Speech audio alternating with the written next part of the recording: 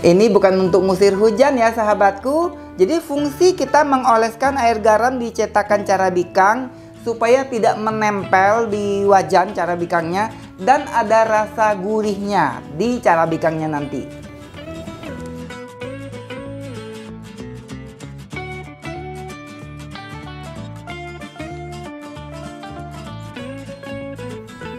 Halo sahabatku, apa kabar? Semoga Anda semua sehat selalu dan bahagia. Kali ini aku mau bikin kue carabikang yang resepnya aku duplikasi dari dapur Natsua. Tapi di sini ada beberapa bagian yang aku rubah. Di sini aku tidak gunakan warna hijau. Aku akan membuat carabikangnya warna merah putih karena ini untuk menyambut Hari Kemerdekaan Republik Indonesia. Nanti kita buat carabikangnya warna merah putih. Ayo kita mulai buat bersama Chef Tar Abal-Abal. Semua sahabatku bisa memasak.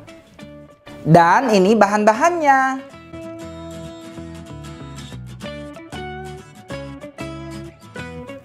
Pertama-tama kita mau panaskan dulu santannya.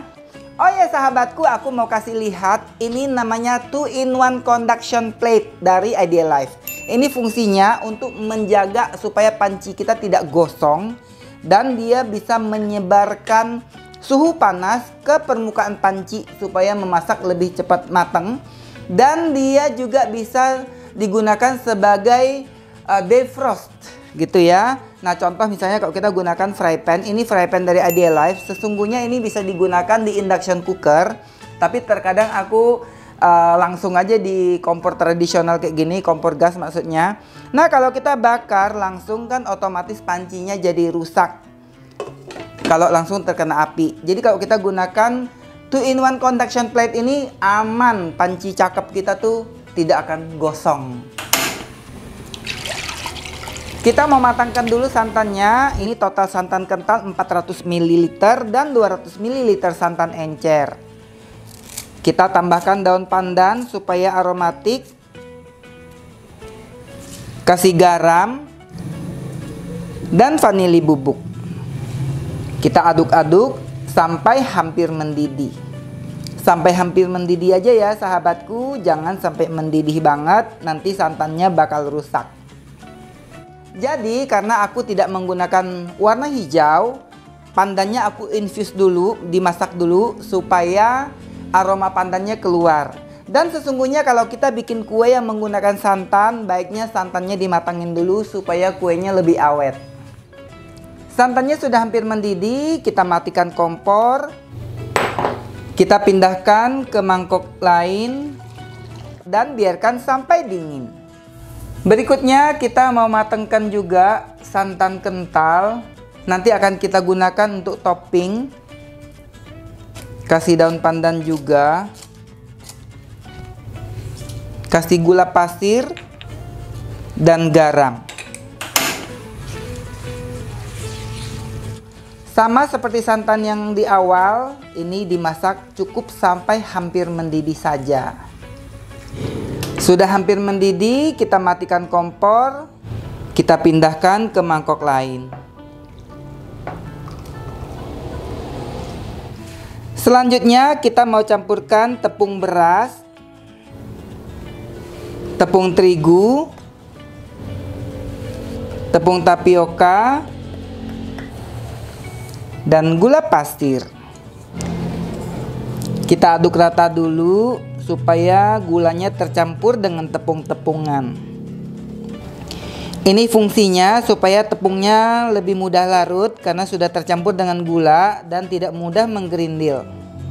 Berikutnya kita memasukkan santan sedikit demi sedikit.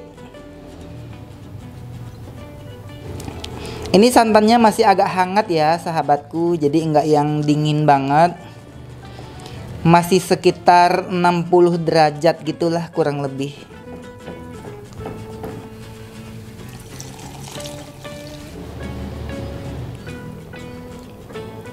Kita aduk sampai gula pasirnya benar-benar larut. Sepertinya sudah cukup larut. Kita saring adonannya supaya benar-benar halus. Kita mau ambil sebagian adonan, akan kita pisahkan dan kita jadikan warna merah. Kita ambil sekitar 3 ladle. Ini sekitar 250 ml. Dan kita tambahkan pewarna makanan warna merah. Lihat sahabatku, warnanya sudah cantik. Nanti kalau dia matang dia akan lebih merah lagi. Sekarang kita mau campurkan tepung beras ke dalam santan yang sudah dimasak. Nanti akan kita jadikan topping. Fungsi menambahkan tepung beras di dalam santan topping ini supaya nanti waktu kita oleskan di carabikangnya langsung kering, tidak becek. Jadi kalau kita nggak pakai tepung beras nanti dia hanya becek-becek gitu aja. Ini sudah selesai. Selanjutnya kita mau bikin kuas dari daun pandan. Daun pandannya ini kita sobek-sobek seperti ini. Kemudian kita ikat.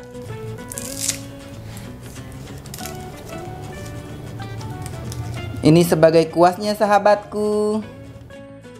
Berikutnya kita mau larutkan garam.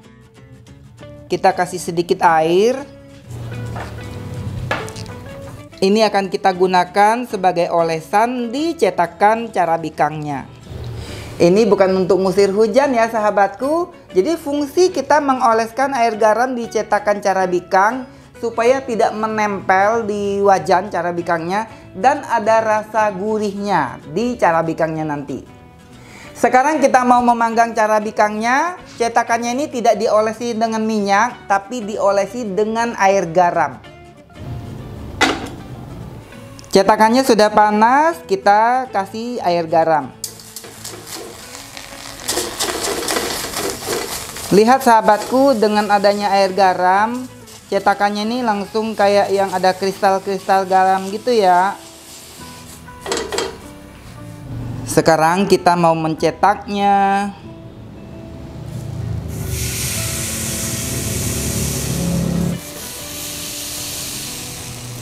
Kita tambahkan warna merah di bagian tengah.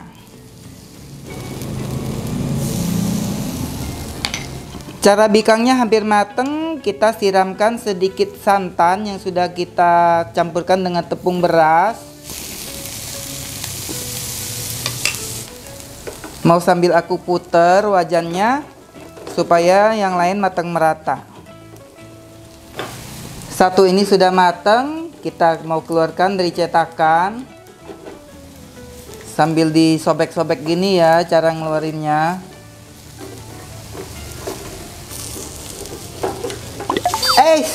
Dia pakai ini, pakai kebalik, ya ampun, dan dia sedikit gosong sahabatku. Wih, panas banget. Tuh, kita megar-megarin lagi.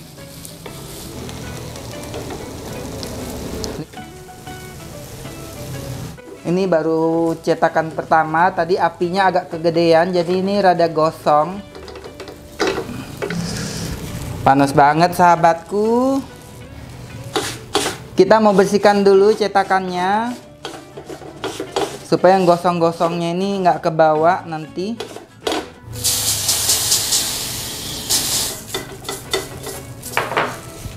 Kita bikin lebih kecil deh sahabatku, jangan kegedean.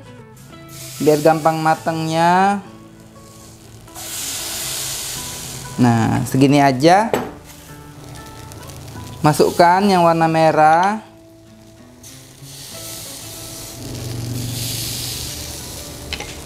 Langsung aja kita kasih toppingnya supaya matangnya lebih sempurna. Kalau nunggu matang baru dikasih malah nggak mau jadi, nggak mau matang. Sahabatku, apinya jangan kegedean ya. Kalau kegedean ini jadinya gosong nih, sayang banget lihat. Padahal nih jadinya udah bagus tuh, gosong tuh. Tapi ini masih bisa dimakan sih, masih cukup aman. Hanya saja kalau dijual nih udah nggak bisa. Sahabatku, aku ada cara supaya carabikangnya cantik. Kita pakein mangkok kecil ini. Ini sudah matang, kita mau keluarkan dari cetakannya. Semoga kali ini hasilnya lebih bagus dari yang tadi. Nah, ini cakep nih, nggak gosong dia.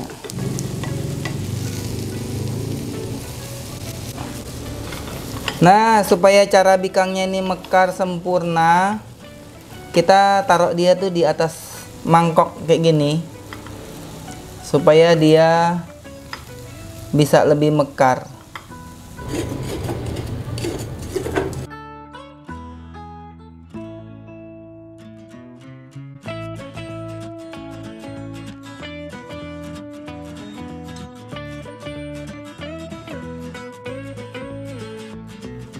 Sahabatku, mau aku jujur atau enggak? Ayo.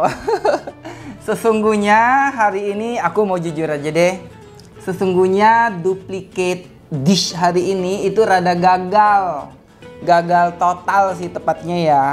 Karena yang pertama ini gosong tuh, lihat.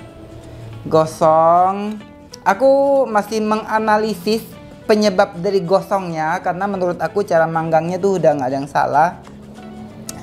Yang pertama sih karena kegedean itu cetakannya, jadi nunggu matangnya kelamaan, itu yang pertama.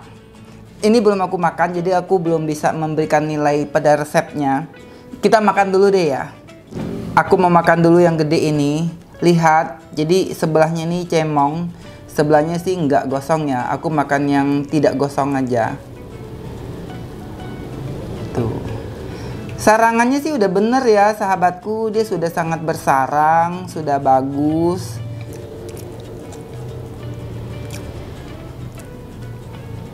Sebenarnya adonannya udah cukup bagus, cuman kalau untuk selera aku mungkin aku tambahin sedikit lagi tepung tapioka supaya lebih cakep.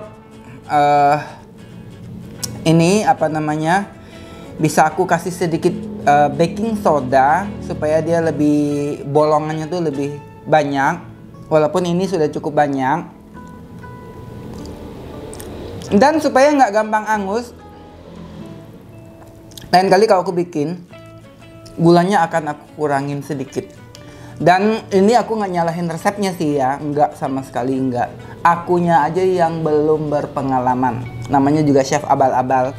Lain kali kita akan bikin dengan resep, aku belajar lagi resep cara bikang ini, karena ini menjadi salah satu kue favorit aku sebenarnya. Semoga sahabatku suka dengan videonya. Jangan lihat dari kegagalan kue cara bikang ini. Kalau aku mau kasih lihat nih, tuh lihat ya, aku mau bilang, oh ini sukses loh sahabatku, ini cakep banget, pasti percaya dong. Nah tapi kan nggak boleh gitu, kenyataannya memang jadinya tidak maksimal. Yang baru join buruan subscribe, nyalakan belnya. Sampai jumpa di video berikutnya. Bye bye. Jujur. Gimana nyanyinya?